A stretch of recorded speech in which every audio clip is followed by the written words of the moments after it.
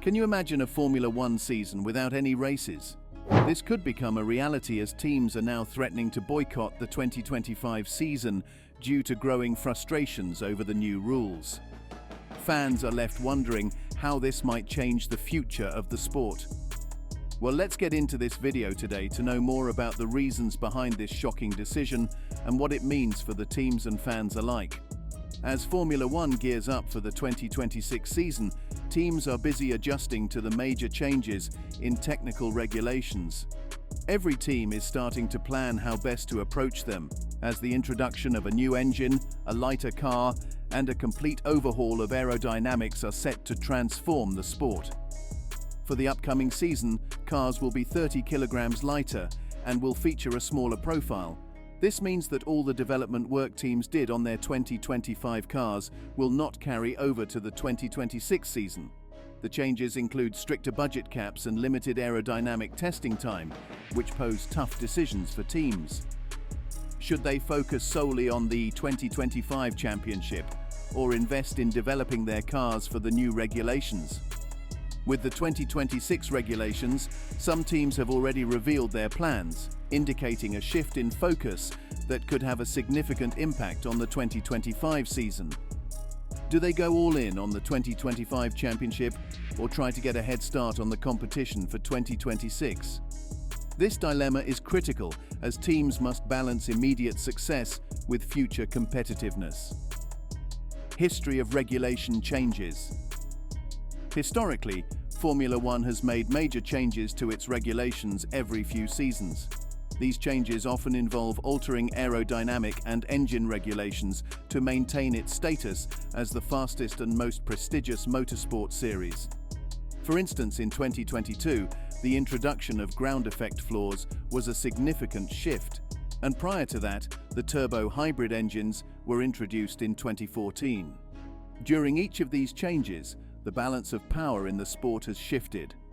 While Mercedes dominated the 2017 championship, teams like Ferrari made strides to reduce Mercedes' advantage. Since the technical regulation changes of the 2010 S, Formula One has undergone significant evolution. The introduction of budget caps and restrictions on aerodynamic testing have forced teams to rethink their approaches to the upcoming 2026 rule changes. As one team noted, they can't spend an infinite amount of money developing two cars at the same time. The financial and technical landscape has become more complex, challenging teams to adapt their strategies. Teams are no longer able to run multiple wind tunnels or utilize supercomputers continuously for testing. Everyone has been limited to help level the playing field, which means that innovation must now be more strategic than ever. The teams can begin working on their 2026 cars starting January 1st, 2025. This deadline brings a dilemma. Do they fight for glory in 2025 or sacrifice a season to try and get the upper hand in 2026?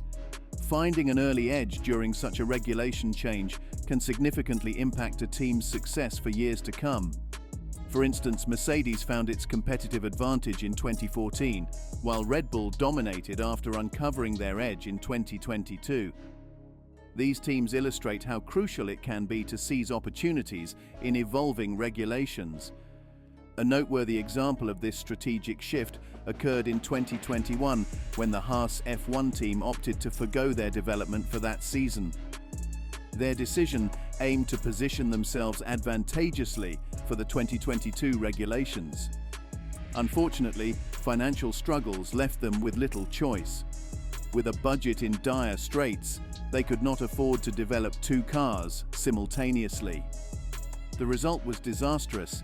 They entered the 2021 season with an outdated car and two paid drivers, Mick Schumacher and Nikita Mazepin.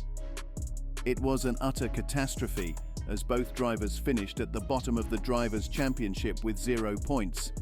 Their uncompetitive car compounded the issues as both drivers frequently crashed, costing the team upwards of $8 million in repairs.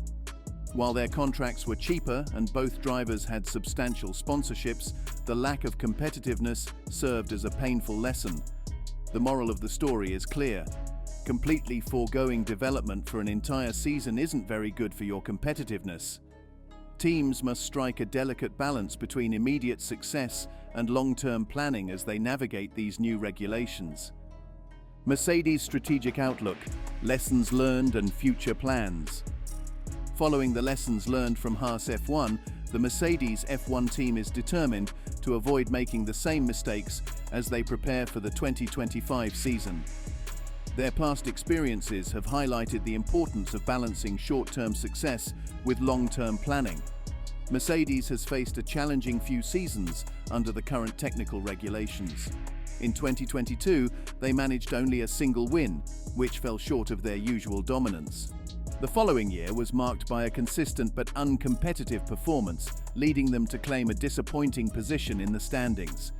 Although they secured a flurry of podiums midway through the 2023 season, their momentum dwindled, with only one podium finish in the last 4 races. This drop was largely due to Sergio Perez and Carlos Sainz colliding, which allowed them to capitalize on others' misfortunes.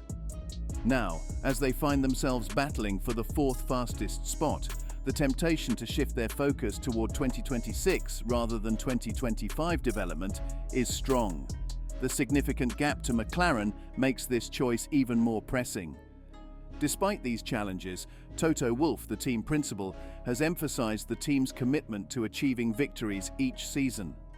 There is no question that it will push on as much as it can for 2025, he stated, underscoring their resolve. The crux of their strategy lies in balancing the immediate demands of the 2025 season with the long-term aspirations tied to the upcoming regulatory changes. Wolff articulated this dilemma succinctly, saying, "Every year, and especially if you have such a big regulatory change, are you going to compromise one year or the other?" He referenced the mindset of Niki Lauda, who famously said, "Would you rather win this one or the next one? Both." He even acknowledged that the transition of resources and personnel into the 2026 regulations may begin sooner than it would under stable regulations. However, he believes this shift will not be game-changing. "Nobody's going to switch the machines off in January unless you're really nowhere," he added, indicating that the team still has significant performance objectives to meet. Currently, Mercedes finds itself in a close battle for positions around P10 and P7. This situation underscores the need for a clear and robust plan to boost performance in 2025, ensuring they remain competitive in their quest for victories and podium finishes.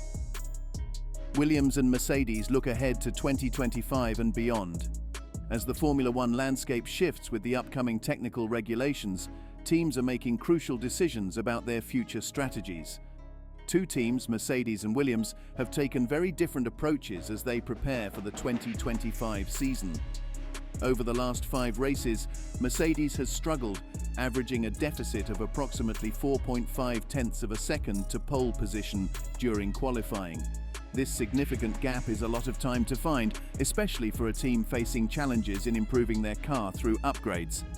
While Toto Wolff speaks confidently about focusing on the 2025 car and competing for race wins, he knows that if the W6 car proves uncompetitive against the frontrunners early in the season, there's a strong chance Mercedes will shift their focus entirely to 2026. In contrast, Williams has decided to take a different approach. Team principal James Vowles recently expressed confidence in their driver lineup, stating they have the best driver lineup in the sport, with Alex Albon and Carlos Sainz behind the wheel.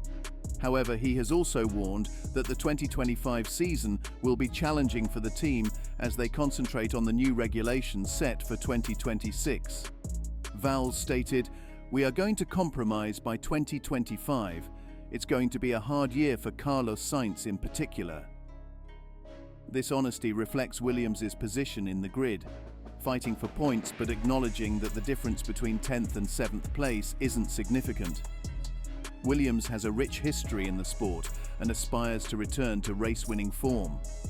Vowles emphasized the need to invest wisely for the future, saying, "If we are moving back, I'm okay with that because it simply says that I'm investing at the right rate for 2026.